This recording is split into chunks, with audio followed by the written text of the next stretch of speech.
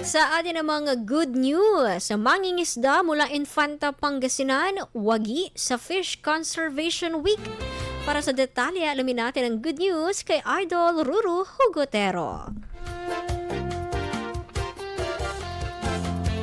Kinilala ang mangingisdang si Jerome Berjame mula Infanta, Pangasinan matapos masungkit ang unang pwesto sa kategoryang pinakamalaking huling isda, tuna, sa ika-62 Fish Conservation Week ng BFAR Region 1 na ginanap sa San Fernando City, La Union.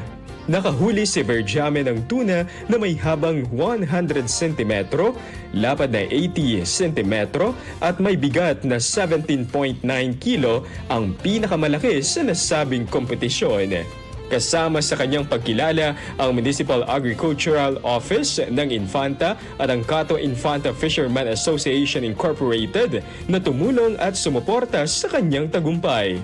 Layunin ng patimpalak na hikayatin ang mga mangingisda na maging ehemplo ng responsableng pangingisda at pangangalaga sa yamang dagat.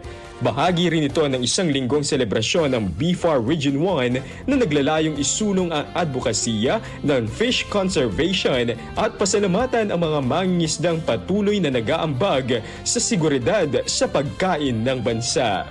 Yan ang ating good news. Ako si Idol Ruru Hugotero, Tatak IFM. IFM News. IFM News. IFM News.